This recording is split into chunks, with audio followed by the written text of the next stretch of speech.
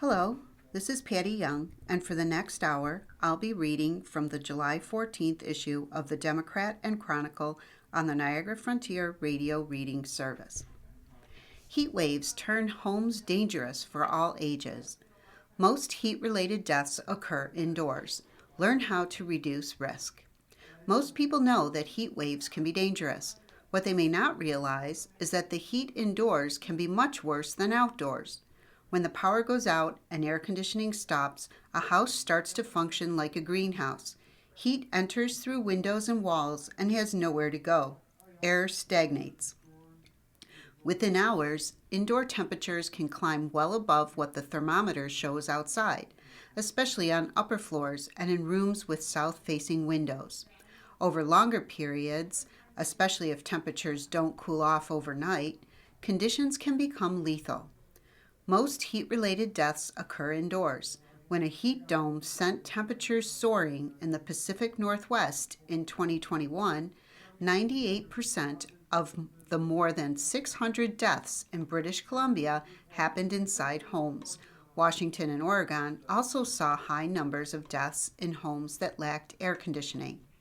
In Europe, where only 1 in 10 households have air conditioning, heat waves killed an estimated 60,000 people in 2022 and 47,000 in 2023, largely inside buildings never designed for these temperatures.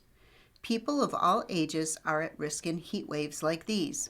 I spent 8 years at the University of Texas at Austin studying how buildings respond to extreme heat. In a recent study, my team assessed the heat risk in every single family home in Austin. We found that even younger, healthy adults face far more risk than they realize. How hot is too hot for a human body? Your body maintains a core temperature of about 98.6 degrees Fahrenheit. To cool down, it pushes blood to the skin and sweats. But when air temperature is high, that convective cooling weakens. When humidity is also high, sweat cannot evaporate. If the body has no way to release heat, core temperature rises. If the core temperature increases past about 104 degrees Fahrenheit, the body's thermoregulation starts to fail. Past 109 degrees Fahrenheit, death becomes likely. What makes indoor heat especially dangerous is that it does not let up at night in homes that lack air conditioning. Outdoor temperatures typically drop after sunset, and someone outside can get a few hours of recovery. But a poorly insulated home that has been absorbing heat all day releases that heat slowly, keeping indoor temperatures elevated through the night. A person inside the home never gets a break. After 2 or 3 nights of this, even healthy people start to be at serious risk for heat-related illnesses. Why homes heat up more than people expect? People tend to underestimate indoor heat for a few reasons. One is that the thermostat typically sits on one wall in one room. It does not tell what the temperature is in an upstairs bedroom or near a sun-facing window. In older, under-insulated homes, the actual felt temperature can exceed 90 degrees Fahrenheit even when a thermostat reads 75 degrees Fahrenheit. The hot walls, ceilings, and windows can radiate heat directly onto your body. Another reason is that people assume all homes respond to heat the same way. However, a newer home with double-pane windows and good insulation acts like a thermos, keeping heat out for a longer time. An older home with single-pane windows and cracks in the walls heats up fast. 2 houses on the same street, exposed to the same outdoor conditions, can have completely different temperatures inside. And in a blackout, where neither home has cooling, those differences can become a matter of life and death. What we found in Austin. Our study combined 2 data sets. From Austin's tax appraisal records, we pulled basic property information such as the year the home was built, the size, and the number of stories for each of the city's 213,000 single-family homes. We then matched each home to the most similar energy simulation models in a U.S. Department of Energy database that contains thousands of detailed physics-based building energy models representing the U.S. residential building stock.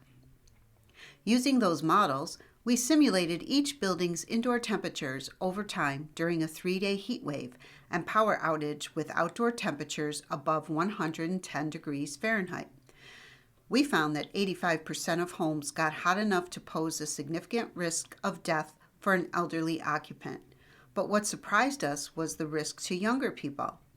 Under today's climate conditions in Austin, about 15% of homes already have the potential to get hot enough without air conditioning to pose serious heat risks to healthy adults. Under future warming scenarios, that number jumps to as high as 65%. If average summer highs reach 104 degrees Fahrenheit. Further, climate projections for Austin show that heat waves will double in frequency by the end of the century. We found 3 types of buildings and accompanying risks. Resilient homes, which are newer and well insulated, tended to have temperature and humidity conditions that would be survivable for an elderly occupant throughout the simulated heat wave with blackout. Critical risk buildings, which are mostly older homes, become dangerous almost immediately. And then there was the middle group, homes where temperatures rose slowly during the simulated blackout, day by day, possibly giving occupants a false sense of security until it was too late. Texas has already seen conditions like our case studies, a heat wave paired with a power outage. In 2024, a derecho knocked out power for nearly 900,000 Houston households while the heat index climbed to 100 degrees Fahrenheit. 7 weeks later, Hurricane Beryl cut power to 2.6 million homes, leaving them without power for over 3 days, with temperatures over 90 degrees Fahrenheit. What you can do to stay safe. If you can't get cooling at home, there are steps you can take that can help. Move to the lowest floor of your home where it will be coolest. Close the blinds and curtains on sun-facing windows. Drink water regularly to stay hydrated, which is essential for regulating body temperature. If you're facing a blackout, be sure to also check on elderly neighbors, especially those living alone. You can also try to find a public cooling center. Many cities now open them during heat emergencies. Longer-term upgrades such as reflective window film, attic insulation, and lighter colored roofing can reduce how much a home heats up. After the 2021 heat dome, British Columbia's coroner recommended updating building codes to address heat. Our own findings point in the same direction. We propose that new homes should be required by building codes to maintain conditions in which at least light physical activity remains possible for all occupants for at least 72 hours during a power outage. As summer gets hotter, with climate change and blackouts become more frequent, the risks of people suffering heat illnesses will only continue to rise. Complaint targets Van Bortel over PPP loans. Car dealer among 2 area entities accused by feds. 2 prominent Rochester area entities are accused of falsely applying for and receiving millions of dollars in small business loans during the COVID-19 pandemic. A newly unsealed federal complaint accuses Mary Catherine Kitty Van Bortel of withholding information that would have made her car dealerships ineligible for loans under the federal Paycheck Protection Program. 4 dealerships under the Van Bortel Automotive Group received a collective $7.3 million in federal aid between 2020 and 2021. In a text message July 10th to the Democrat Chronicle, Van Bortel denied any allegations of fraud. The complaint is a scam and her attorneys are looking into it, Van Bortel said. I'm beside myself, she said. I would never do anything fraudulent. The complaint, first reported by the Rochester Business Journal, was made public the same day federal authorities announced a separate settlement with the Genesee Valley Club, which received a $705,000 PPP loan in 2021. The U.S. Attorney's Office argued private social clubs were ineligible for the federal relief loans. The Genesee Valley Club agreed to pay $1.05 million to resolve those allegations, including false claim allegations. Club President Tom Hildebrandt issued a statement when contacted by the Democrat Chronicle on July 10th. The Genesee Valley Club confirms that it will repay its Paycheck Protection Program (PPP) loan, which was approved and forgiven by the government in error in 2021 as part of a settlement agreement with the U.S. Department of Justice, the statement said. The club anticipates no impact to its operations or employees. Any additional questions should be addressed to the DOJ. Feds pursuing claims of PPP loan fraud. At the height of the pandemic, federal officials approved 11.5 million loans totaling nearly $800 billion. The loans were low interest or forgivable, and funds were meant to help small businesses survive shutdowns and the economic downturn experienced during the pandemic. A federal task force is now reviewing suspected fraud cases tied to the program. The Paycheck Protection Program was designed to support small business during the COVID-19 pandemic, U.S. Attorney Michael DiGiacomo said in a statement. As evidenced by the numerous settlements we have obtained involving PPP loans, this office continues to work tirelessly to recover taxpayer dollars that were improperly obtained by ineligible entities. A private entity, not the U.S. government, however, is pursuing the complaint against the Van Bortel Group. It was filed under seal in October 2024 by PPP Eligibility Experts, LLC, a California firm that investigates potential fraud. Federal law allows private groups to pursue false claims lawsuits on behalf of the government in exchange for a cut of any recovered funds. The Van Bortel complaint was unsealed this week at the request of federal authorities after the U.S. Attorney's Office declined to intervene. The complaint alleges the Van Bortel Automotive Group did not report the collective size of the enterprise when applying for individual PPP loans for several dealerships. Program rules limited the aid to new car dealership groups with fewer than 200 employees, according to the complaint. Considered together, the loan applications listed 398 employees across 4 Van Bortel dealerships during the first wave of funding in 2020. A second round of loan applications in 2021 listed a collective 377 employees. Defendants knowingly made false statements about their size when they did not identify or otherwise provide information on all affiliated entities in their PPP loan applications, the complaint reads. Without these false statements, the United States would not have provided defendants with the millions of dollars in PPP loans the defendants received. Teens flee bear, spend night in Adirondacks hunters camp. 2 teenage hikers who ran from a bear while descending an Adirondack mountain ended up spending the night in a hunter's camp before forest rangers escorted them to safety the next morning. Forest rangers responded just after midnight, July 5th, after receiving a report that 2 17-year-olds had climbed Buck Mountain along the east side of Lake George in Washington County, encountered a bear, and were unable to make it back to the trailhead, according to the New York State Department of Environmental Conservation. The teens told rangers they ran after seeing the bear and eventually came across a nearby hunter's camp where they sheltered in the mudroom while waiting for help. Forest rangers found the hikers and escorted them out of the woods. The rescue concluded at 9:20 a.m., according to the DEC. The agency did not say whether the hikers were injured or provide additional details about the bear encounter. Buck Mountain is one of the Adirondacks' most popular hiking destinations and offers panoramic views of Lake George from its summit. The DEC advises hikers who encounter a bear to remain calm, avoid running, and slowly back away while giving the animal space. Black bears are common throughout the Adirondacks, and most encounters end without incident. Pedestrian in Ontario County killed when hit by pickup. A 67-year-old Rome man died after he was struck by a pickup truck while crossing routes 5 and 20 in the town of Hopewell late Saturday, according to the Ontario County Sheriff's Office.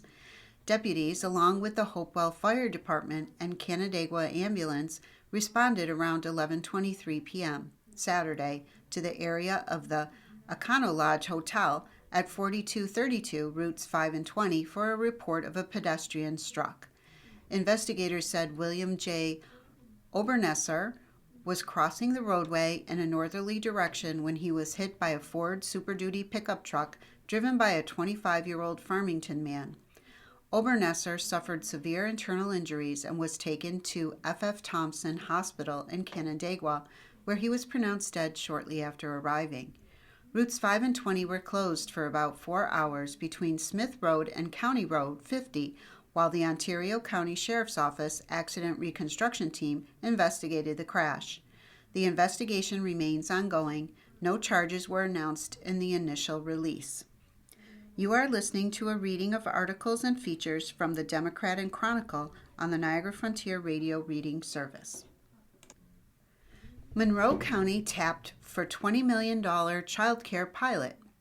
Local officials and leaders gathered July 9th to hear Damia Harris-Madden, Office of Children and Family Services Commissioner, discuss Governor Kathy Hochul's budget and highlight investments in child care.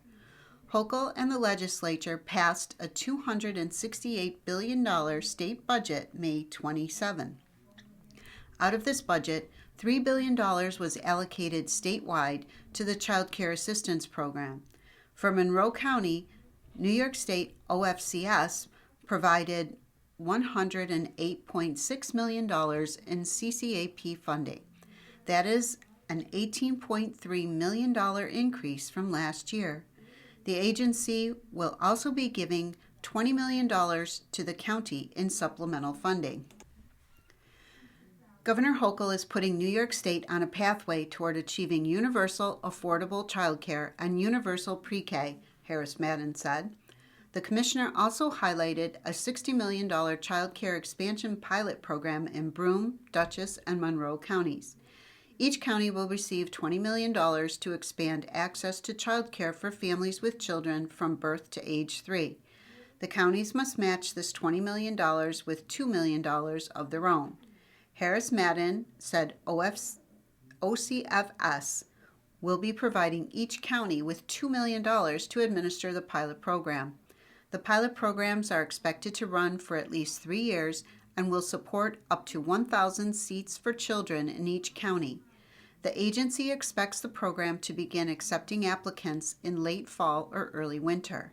The pilot will focus on expanding provider capacity and easing administrative burdens while making childcare accessible to families regardless of their income level, Harris-Madden said.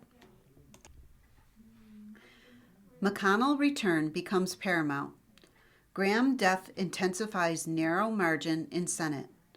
The death of Senator Lindsey Graham, Republican of South Carolina, has increased the urgency for Senator Mitch McConnell of Kentucky to return to work to cushion the GOP's increasingly slim voting majority in the Senate. McConnell, 84, has been gone due to medical issues for a month.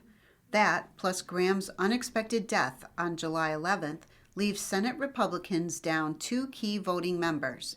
South Carolina's governor is expected to quickly appoint Graham's interim replacement, who will serve until January. However, GOP lawmakers might not have enough support to advance key legislative priorities or block certain Democratic bills until then, especially with McConnell having no definitive return date. The question is especially pressing given that Republican absences in the Senate have led to significant problems lately for President Donald Trump, most notably the passage of a largely symbolic rebuke of the war in Iran. Now that the conflict in the Middle East has ramped up again after Trump's peace deal deteriorated, similar votes could again be on the legislative horizon. It may not be easy for Republicans to succeed in blocking them. The fragile dynamics underscore just how tight the margins are in Congress. As the midterm elections approach, every vote counts for Republican leaders in both the Senate and House of Representatives, and that political math will continue to give individual members outsized power to influence the larger agenda on Capitol Hill. There's an immediate impact as well. Graham chaired the Senate Budget Committee, leaving one of the chamber's most significant leadership positions vacant, and sat on Judiciary and Appropriations. Acting Attorney General Todd Blanche, Trump's nominee to lead the Department of Justice, is due before the Senate Judiciary Committee this week, a hearing where Graham would have been a key defender. While no succession plans have been announced, Republican leaders are expected to face questions about committee leadership and the process for filling Graham's Senate seat.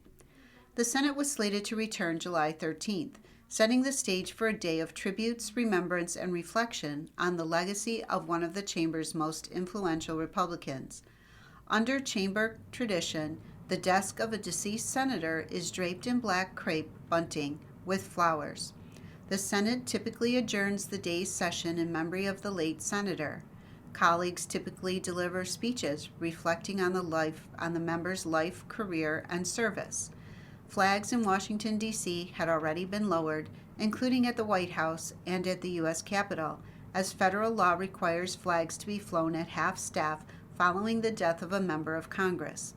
South Carolina Governor Henry McMaster ordered the flag at the state capitol in Columbia lowered as well. The death of Graham and prolonged absence of McConnell have intensified the attention on the health of some of the Senate's longest-serving lawmakers. A preliminary report from the medical examiner found that Graham, 71, died of an aortic dissection, a tear in his heart, according to his office. Emergency personnel said they were conducting CPR on a man suffering from cardiac arrest at an address listed as Graham's home, according to public safety radio feeds reviewed by USA Today. Questions have raged about what happened to McConnell. He provided few details about what happened to him until the day after Graham's death, the evening of July 12th, when his office released a statement from the Kentucky senator to his constituents. McConnell, 84, said he had been hospitalized on June 14th due to a fall. He was briefly unconscious after the fall and was admitted to a hospital where he underwent extensive testing and treatment, he said. My doctors have confirmed that I didn't break any bones or suffer a concussion.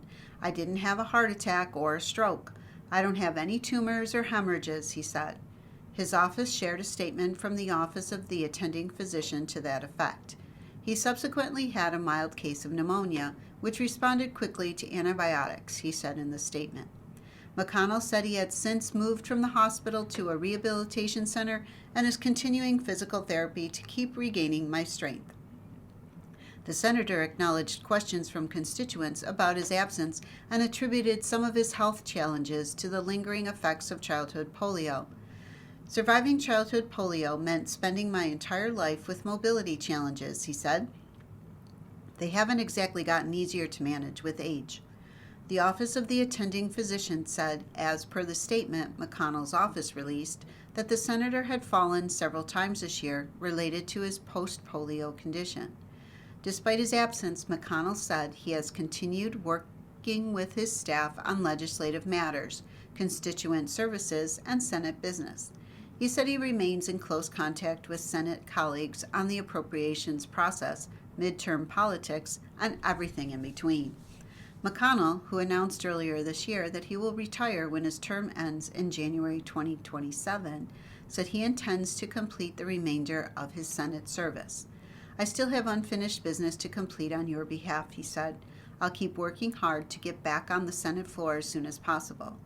He did not say, however, when he will be able to return to Washington, D.C. As much as it frustrates me, this process takes time, McConnell said in the statement. And on the advice of my doctors, I won't be able to return to the Senate floor to vote quite yet. A special birthday party hits home run. ESL Ballpark drew a crowd Sunday evening, but not because of the Rochester Red Wings. The baseball hosted Rochester's and Monroe County's America's 250th celebration. Much of the left side of the outfield became the region's largest playground for several hours as local children from the city and surrounding towns bounced and climbed and ran and threw. Numerous local organizations, including the Democrat Chronicle, staffed tables with information on history and on the services they provide. The crowd enjoyed music on a stage whose MC was WAGC news anchor Deanna Dewberry. and the night ended with a massive fireworks show launched to the accompaniment of songs, both patriotic and popular. Police. Security guard fatally shoots armed man outside bar. A man was fatally shot by a security guard outside a Rochester bar early Sunday after police said he retrieved a handgun from a vehicle, ignored commands to stop, and pointed the weapon at the guard. According to the Rochester Police Department, officers responded around 1:30 a.m. Sunday to a disturbance at a bar at 2260 Clifford Avenue. Police said a 31-year-old man was removed from the bar by security after causing a disturbance. Investigators said the man then went to a parked vehicle, retrieved a handgun, and ran back toward the entrance while armed. As he approached the door, security personnel confronted him and repeatedly ordered him to stop, police said. Investigators said the man ignored those commands, pointed the handgun at a security guard, and opened the entrance door. The security guard then fired multiple rounds from a legally possessed handgun, striking the man. He was pronounced dead at the scene. Police said it does not appear the 31-year-old legally possessed the handgun. No charges have been filed. The evidence will be presented to the Monroe County District Attorney's Office for review. The Rochester Police Department's Major Crimes Homicide Unit is investigating. Anyone with information or video is asked to call 911, the Major Crimes Section, at 585-428-7157, Crime Stoppers at 585-423-9300, or email majorcrimes@cityofrochester.gov.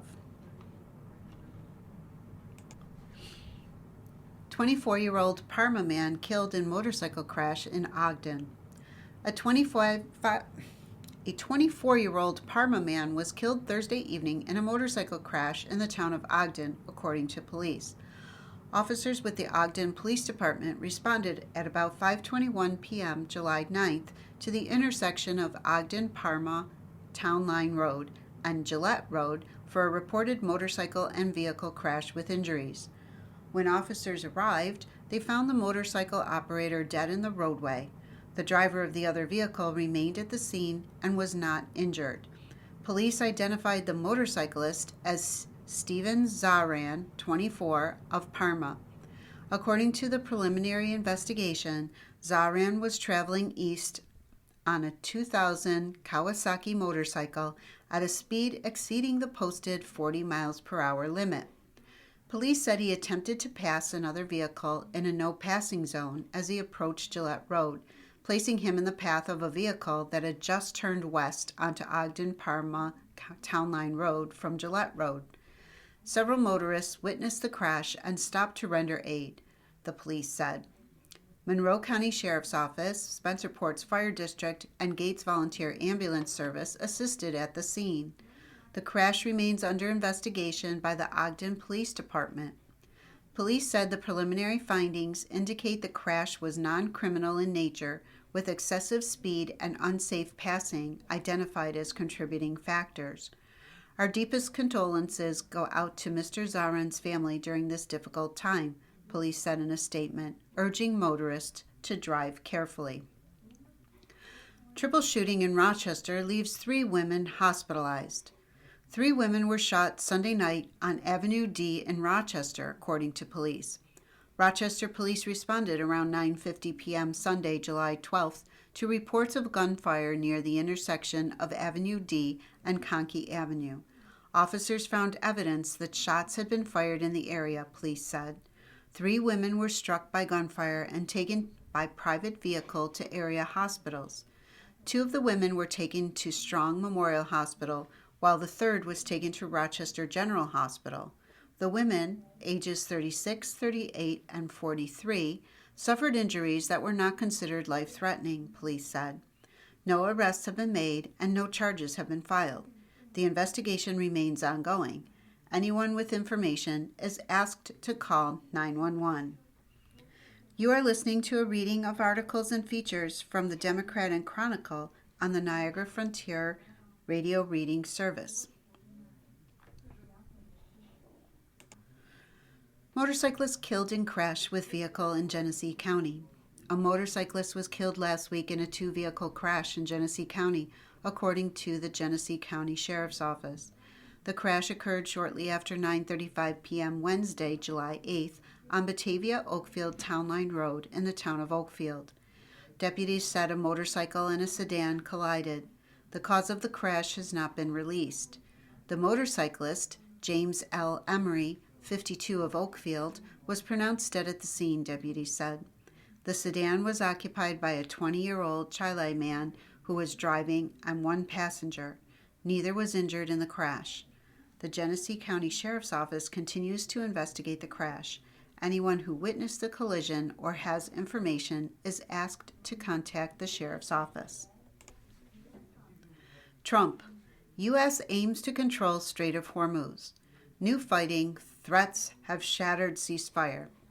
President Donald Trump said the United States is reinstating a naval blockade on Iran and will seek operational control of the Strait of Hormuz after several days in which he declared the ceasefire over and the United States and Iran traded strikes and exchanged new threats.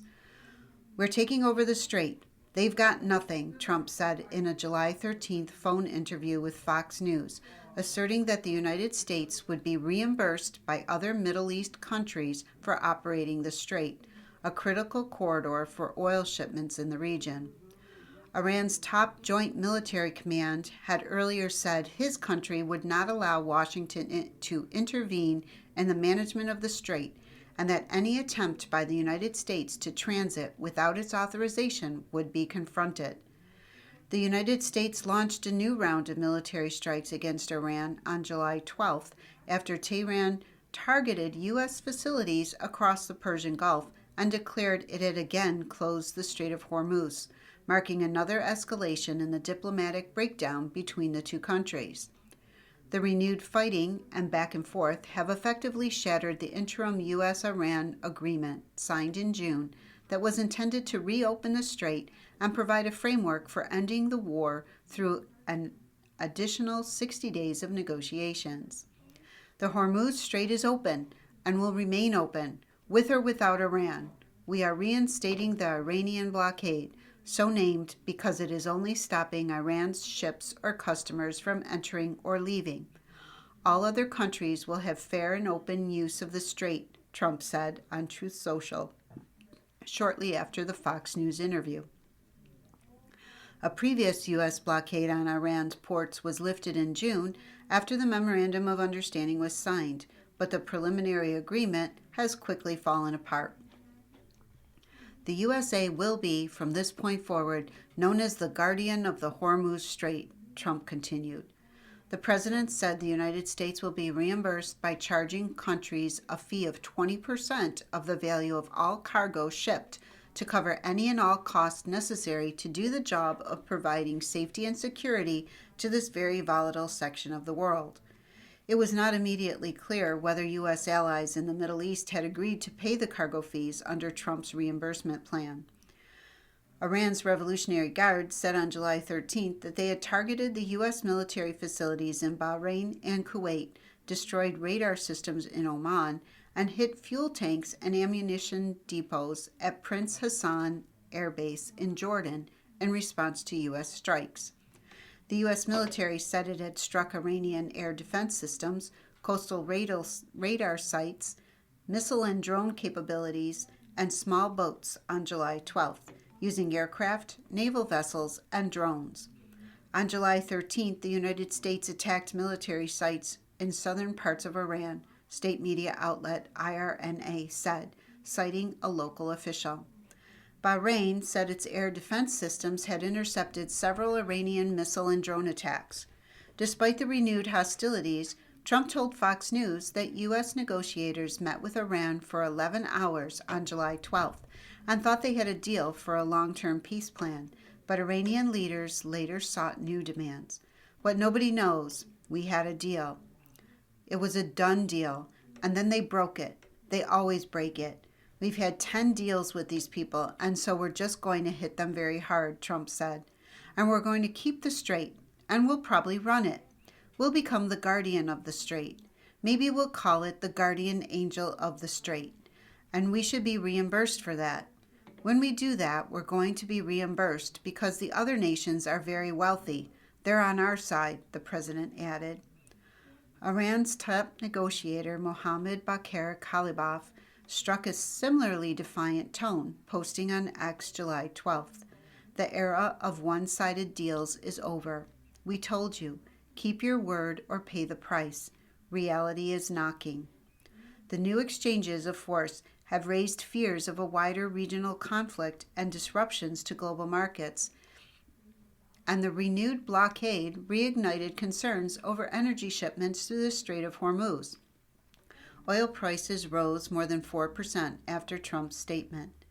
Before the war began in late February, the strait handled about 1/5 of global daily oil and liquefied natural gas supplies. Traffic was beginning to increase during the fragile ceasefire, but had slowed as tensions rose again. U.S. officials said around 20 vessels had been escorted through the strait in the previous 24 hours. Iran does not control the strait. Traffic is flowing, they said.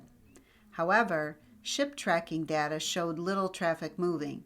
Marine traffic said vessel activity through the strait declined by about 52% from July 10th to 12th compared with the previous week.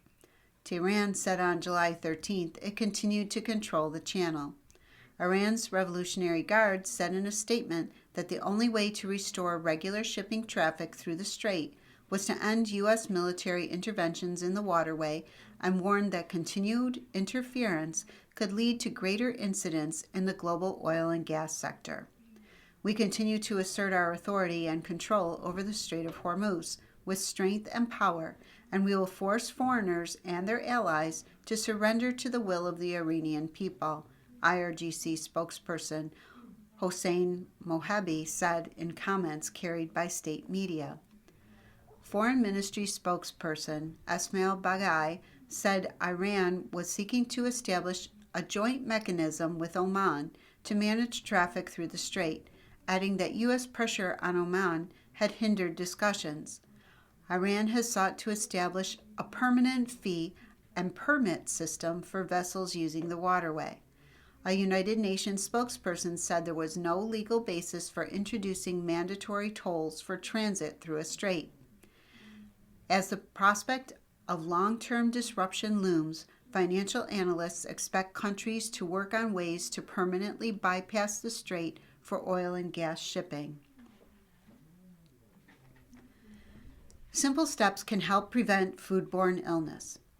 If your diet is full of fresh fruits and vegetables, the cyclosporiasis outbreak spiking across the country may be raising concerns about what to eat. Caused by the microscopic parasite Cyclospora hyattanesis, the illness is usually contracted through contaminated food. It causes unpleasant gastrointestinal symptoms such as diarrhea, nausea, and vomiting. Luckily, there are still ways to get in your favorite produce. To reduce the risk of cyclosporiasis, health officials suggest avoiding pre-washed bagged lettuce or salad mixes. Instead, buy a whole head of lettuce, throw away the outer layers of leaves, and thoroughly wash and rest under running water, separating the leaves as you wash. The same technique applies to fresh herbs. For items like green onions, trim the root end, remove the outer layer, and wash thoroughly under running water. For firm produce like melons and cucumbers, scrub with a clean brush. In addition to proper cleaning, heating food to 158 degrees or higher kills the parasite, health officials say. So for certain produce items, you can opt to eat them cooked. You should wash your hands with soap and water before and after handling or preparing food. Dr. Tammy Lundstrom, Senior Vice President and Chief Medical Officer at Trinity Health, noted that while past outbreaks have sometimes been linked to fruits and vegetables, the source of the current outbreak had not yet been identified, making it unclear whether any specific fresh produce is responsible.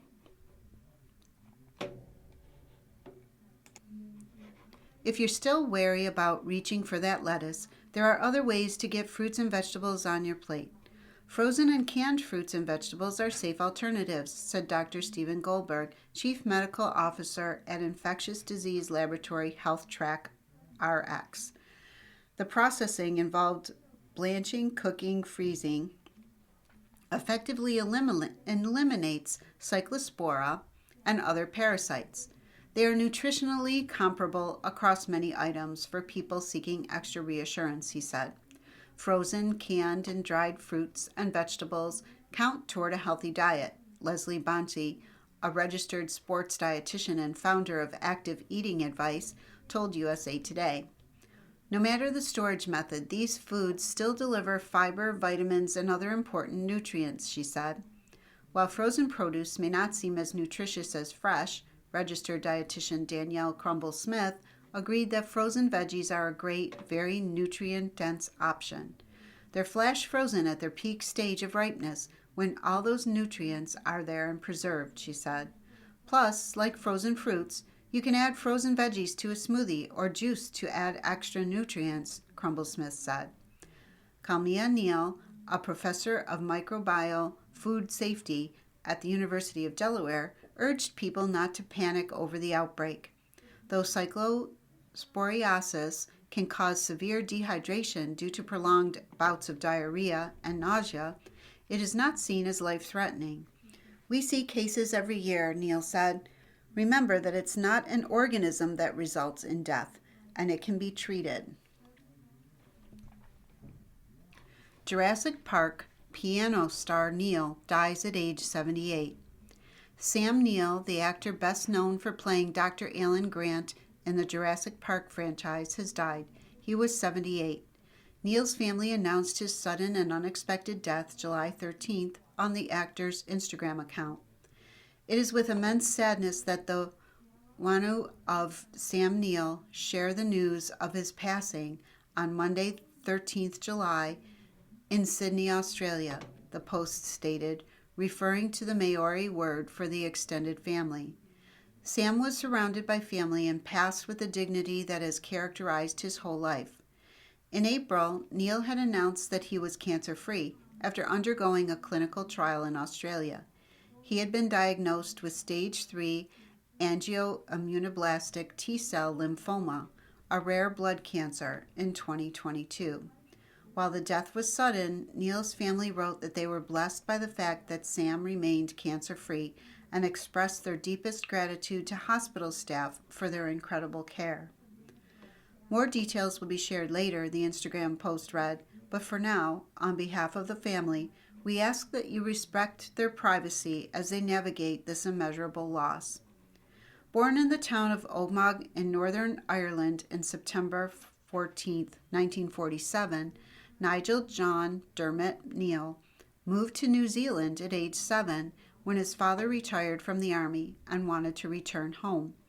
At 11, he changed his name to Sam because to land in a primary school with a plum in the voice and Nigel for a name was asking for trouble, he wrote in his 2023 memoir, Did I Ever Tell You This? Neil exploded into superstardom as the gruff but undeniably lovable paleontologist Dr. Grant in Steven Spielberg's 1993 blockbuster Jurassic Park, and he reprised the role in Jurassic Park 3, 2001, as well as Jurassic World Dominion, 2022. He also starred in films including The Hunt for Red October, The Piano, Event Horizon, The Horse Whisperer, and Bicentennial Man. Neil reunited with his original Jurassic Park co-stars Laura Dern and Jeff Goldblum in a nostalgic Xfinity commercial that aired during this year's Super Bowl. The actor took a humorous selfie with a T-Rex in the ad. On TV, Neil earned widespread acclaim for projects such as Riley, Ace of Spies, Merlin, The Tudors, and a villainous 2-season arc in Peaky Blinders, in which he played ruthless detective Chester Campbell, 2013 to 2014. In 2024, Neil starred as retired tennis coach Stan Delaney in the Peacock limited series mystery drama Apples Never Fall. He collected Golden Globe nominations for Riley, Ace of Spies, Merlin, which also netted him an Emmy nomination, and won Against the Wind. Neil was a respected and vocal artist who guest starred on Season 4 of Rick and Morty, voicing an alien whose species tries to take over Earth using a dating app. Neil revealed in Did I Ever Tell You This? That he was fighting cancer. At the time, Neil said he had been in remission for a year and keeping busy with film and TV projects as well as his New Zealand vineyard. Neil shared in a 2023 short documentary for Australian Broadcasting Corporation's Australian Story program that he was receiving infusions of a drug that his tumor was responding to effectively. He said he would keep the procedure going indefinitely. It's like going 10 rounds with a boxer, but it's keeping me alive. And being alive is infinitely preferable to the alternative, Neil said. He also said, I'm not in any way frightened of dying. It's never worried me from the beginning, but I would be annoyed because there are things I still want to do. Neil is survived by 2 sons and 2 daughters. You are listening to a reading of articles and features from the Democrat Chronicle on the Niagara Frontier Radio Reading Service. World Cup drama playing out exactly as FIFA hoped. Yes, the World Cup is rigged. Oh, calm down. It's not what some of you think. The World Cup is rigged in the same way the NCAA basketball tournaments and tennis majors are, with brackets drawn to ensure as much as possible the top teams meet in the semifinals or finals and not before. As FIFA's luck would have it, it worked. The World Cup is so chalky, it might as well be a sidewalk in front of a 4-year-old's house. For the first time since FIFA began ranking teams in 1994, the top 4 teams when the World Cup began are in the semifinals. Number 2 Spain plays 3rd-ranked France on July 14th in Dallas, while top-ranked Argentina plays number 4 England on July 15th. It's also the first time since 1990 all 4 semifinalists are previous World Cup champions. If we look at the 4 remaining teams, all of them could be champion, Switzerland coach Murat Yakin said after Argentina pulled off another escape act with a 3-1 win July 11th, which was the whole point. FIFA changed rules to help teams. Upsets in the World Cup, much like the NCAA tournament, are great fun in the early rounds. Who doesn't like seeing Duke get taken out by a Mercer in the first round of the men's tournament? Okay, bad example. Pretty much everyone likes seeing Duke get taken out by anyone in any round. You get the idea, though. We love the UMBCs and the High Points and the Furmans and the FDUs for the chaos they cause, for making sure underdogs everywhere keep dreaming big and don't lose faith. It's the same reason we flooded the Cape Verde and Congo bandwagons at this World Cup. Havoc is fun only for a while. When it gets down to the semifinals and the finals, though, we want order restored. We want to see the top teams and the star players because odds are that's going to give us the best games. We want chalk. Wouldn't you rather see Kylian Mbappe and Lamine Yamal go toe-to-toe again rather than watch one of them run roughshod over a player you only learned existed a month ago? Don't you want to know if Lionel Messi and Argentina have another life or 2 left in them to use against Jude Bellingham and England? Be honest. We're the only team that has managed to beat France twice. A great team is going to face another great team, Spain coach Luis de la Fuente said after his team beat Belgium to join Les Bleus in the semifinals. Havoc is fun for a while, but at some point we want to see the best in the world do their thing. Expanded tournament made change possible. FIFA, to its credit, recognized this. With the expanded tournament adding another knockout round, FIFA could change the rules to delay meetings between the top teams until the end of the tournament. So long as they won their groups, the top 4 teams would avoid each other until the semifinals. No more repeats of 2010, when Brazil's title hopes ended early because they had the bad fortune to run into the Netherlands in the quarterfinals. To ensure competitive balance, 2 separate pathways to the semifinals have been established when developing the match schedule, FIFA said when it announced the change in November. This will ensure that should they win their groups, the two highest ranked teams will not meet before the final. Just as in March Madness, the top teams still have to do their jobs. They still have to win their groups and dodge upset-minded teams in the first 3 knockout games. They all did, ensuring the biggest World Cup yet will have the biggest finish. Red Wings rally falls short as Woo Sox walk off in the 10th inning. The Rochester Red Wings erased a 3-run deficit and carried a late lead, but the Worcester Red Sox pushed across the winning run with 2 outs in the bottom of the 10th for a 6-5 walk-off win Sunday at Polar Park. Worcester jumped ahead in the first when Mickey Gasper lined a single to center to score Nick Sogard for a 1-0 lead. The Woo Sox added on in the 5th as Vinny Capra's 2-run double to left plated Christian Campbell and Max Ferguson to make it 3-0. Rochester's offense broke through in the 7th. Andrew Pinckney reached and stole second, then Joey Weimer singled through the right side to bring him home and cut the deficit to 3-1. An inning later, Harry Ford walked Yohandy Morales, singled to right, and Brady House ripped a 2-run double to left, pulling the Red Wings even at 3-3. In the 9th, Riley Adams drove a go-ahead solo homer to left to give Rochester its first lead at 4-3. The Wings tacked on when Caden Wallace and Franklin singled ahead of Ford's sacrifice fly to right, which scored Wallace and stretched the advantage to 5-3, heading to the bottom of the 9th. Worcester answered in the bottom of the 9th.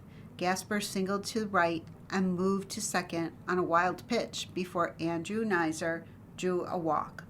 Alan Castro reached on fielder's choice, and Campbell beat out an infield single, scoring Gasper. A throwing error on the play moved Castro to third. Ferguson followed with a sacrifice fly to right, scoring Castro and tying the game at 5-5. In the bottom of the 10th, Mickey Romero lined a 2-out single to left, scoring automatic runner Tyler McDonough and giving Worcester a 6-5 walk-off victory. The loss dropped Rochester to 53-38, while Worcester improved to 45-44, heading into the All-Star break. College football, dark horses, 7 sleepers who could contend for Heisman Trophy. If you'd placed a meaty wager on Indiana's Fernando Mendoza to win the Heisman Trophy this time last summer, you'd be sipping Tika drinks in Zuma right now. Mendoza had 60-1 odds to win the honor. That's the thing about college football's top award. You often don't see the winner coming. Before Mendoza, long shot winners included Louisville's Lamar Jackson, LSU's Joe Burrow, and Alabama's Devonta Smith. Sure, you could do worse than backing a favorite like Texas's Arch Manning or Notre Dame's C.J. Carr, but are you really going to get to Zuma by picking a frontrunner? For those dreaming bigger, I've got 7 Heisman sleepers to consider. How do I define a Heisman sleeper? Their odds are worse than 15-1. Full disclosure, I am a Heisman voter. I do not wager on the award. Here are my top Heisman sleepers for the 2026 season. Quarterback Marcel Reed, Texas A&M. I'm a sucker for dual-threat quarterbacks when predicting Heisman contenders. Reed oozes charisma, and he established recognition with voters after taking Texas A&M to the college football playoff last season. He's blessed with a good group of wide receivers. A Black Friday clash against Texas and Manning will be a prime opportunity to impress before ballots are collected in December. He must reduce his interceptions and improve his play versus top competition. Quarterback Keenan Russell, Alabama. First, Russell must win the quarterback job. He's in a battle with veteran backup Austin Mack, who has more experience. But if Alabama is going to make the playoff, it needs a quarterback with superstar potential. That's Russell. A former 5-star recruit, he's a dual threat who outperformed Mack in the spring game. As Alabama defensive back Bray Hubbard put it, if you want to know how good Russell's arm is, close your eyes and listen to him throw. The ball sizzles. Quarterback gunner Stockton, Georgia. The one thing missing from Kirby Smart's Georgia tenure? A Heisman winner. Stockton has the tools, but does he have the wide receivers? Georgia could have used one more big-time receiver out of the portal, if you ask me. Still, Stockton has a lot of what I'm looking for in a Heisman quarterback. Good arm, sharp accuracy, a clutch gene, and the ability to elevate in big moments. When Stockton and Manning squared off in November, who looked better? Enough said. Sleepers from outside the SEC. Wide receiver Malachi Toney, Miami. Toney was one of the nation's best receivers as a freshman and a heck of a punt returner. As a sophomore, he can win the Heisman. Miami should feast on an ACC schedule and return to the playoff with plenty of stat-stuffing opportunities for Toney along the way. A November game against Notre Dame will be a key opportunity to woo voters. The Heisman typically becomes a quarterback contest, but a wide receiver can win, especially one as good as Toney. Running back Bo Jackson, Ohio State. Voters awarded the Heisman to one Bo Jackson 41 years ago. Why not another? Ohio State's schedule is loaded with marquee opponents. Jackson piling up 100-yard games. He had 6 of those last season. Would build momentum. No running back has won the Heisman since Derrick Henry in 2015. Jackson will face Heisman competition from within his own team because quarterback Julian Sayin or wide receiver Jeremiah Smith could mount bids, but Bo Jackson, Heisman winner, has a familiar ring.